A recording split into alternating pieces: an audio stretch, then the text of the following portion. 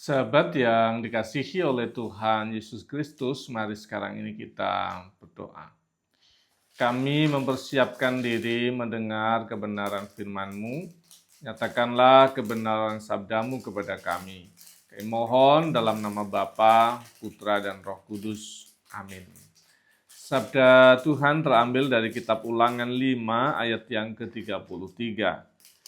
Segenap jalan yang diperintahkan kepadamu oleh Tuhan, Allahmu harus kamu jalani, supaya kamu hidup dan baik keadaanmu serta tinggal lama di negeri yang akan kamu duduki.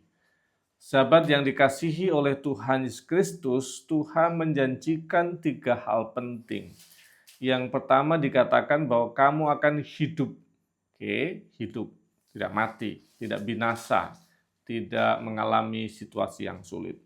Yang kedua adalah keadaanmu baik, hidup dengan keadaan yang baik, bukan hidup dalam situasi yang buruk, keadaan yang memprihatinkan, sama sekali tidak.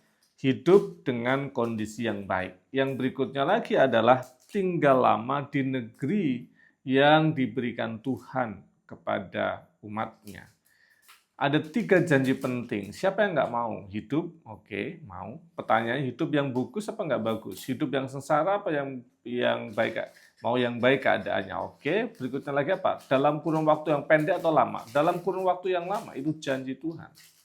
Pertanyaannya adalah syaratnya apa? Sehingga dikatakan bahwa segenap jalan yang diperintahkan kamu harus lakukan itu. Supaya tadi itu, hidup dalam kondisi baik dalam kurun waktu yang lama. Dan ini ternyata merujuk pada 10 hukum perkara. Itu yang dinyatakan Tuhan dalam teks kita. Kitab Ulangan sebagai pengulangan dari kitab Musa, kitab Keluaran yang memerintahkan 10 hukum itu sekarang didengarkan lagi. Ini yang kita harus dengarkan pelan-pelan. Perintah yang pertama adalah jangan ada padamu Allah lain di hadapanku. Tidak boleh musyrik. Apa itu? Mendua antara Tuhan dengan ilah yang lain.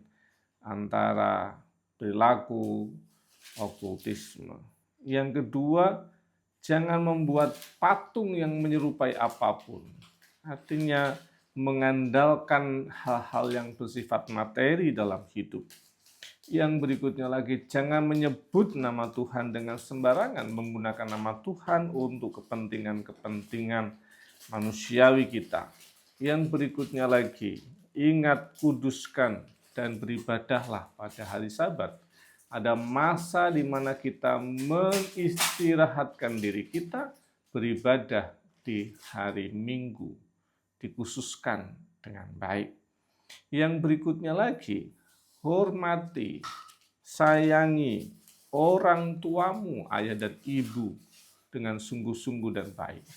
Yang berikutnya lagi, jangan membunuh, menghilangkan nyawa orang lain. Jangan berzina, berhubungan seksualitas yang dengan orang yang bukan pasangannya. Dan yang berikutnya lagi, mencuri, mengambil milik orang lain. Yang berikutnya lagi, merampas orang lain, milik orang lain. Jangan memberikan kesaksian palsu atau saksi dusta. Dan ini bicara soal berbohong dan menggunakan saksi palsu untuk kepentingan-kepentingan manusiawi kita. Yang berikutnya lagi, jangan mengingini milik orang lain.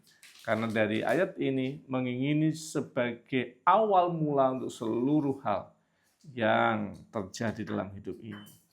Kalau kita bisa mentaati, menjauh dari apa yang dilarang Tuhan, janjinya tadi apa? Hidup dalam kondisi baik dan panjang umur.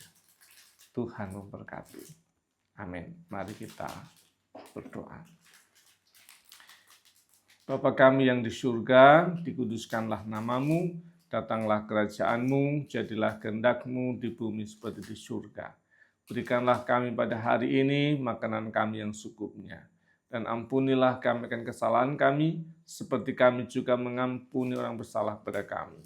Dan janganlah membawa kami dalam pencobaan, tapi lepaskanlah kami daripada yang jahat.